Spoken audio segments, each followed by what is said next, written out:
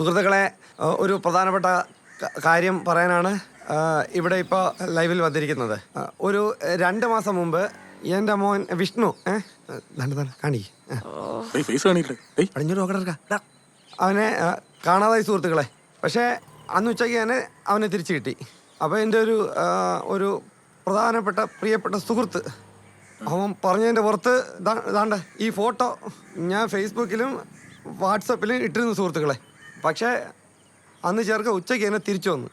പക്ഷേ ഇപ്പോഴും ഈ ഫോട്ടോ ഫേസ്ബുക്കിലും വാട്സപ്പിലും ഓടുകയാണ് സുഹൃത്തുക്കളെ. അത് കാരണം എനിക്ക് പുറത്തിറങ്ങി കഴിഞ്ഞാൽ എൻ്റെ ചെറുക്കനെ കിട്ടിയതെന്ന് പറഞ്ഞ് പലരും എന്നെ ഫോൺ വിളിക്കുന്നുണ്ട് സുഹൃത്തുക്കളെ. അത് മാത്രമല്ല, എൻ്റെ സ്കൂളിൽ പോണ ചെറുക്കനെ 2-3 ദിവസം വീട്ടിൽ തിരിച്ചു വിളിച്ചുകൊണ്ട് വന്നു. സുഹൃത്തുക്കളെ, ഇതിൽ നിന്നൊരു പരിഹാരം കാണുന്നതിന് വേണ്ടിയാണ് ഞാൻ ഈ ലൈവ് ഇപ്പോൾ ഫോട്ടോ എടുക്കണ. അല്ല, എൻ്റെ മോൻ അന്ന് കാണാതായ. അയ്യോ, പിന്നെ കാണാതായ? അല്ല, നിൽക്കണ.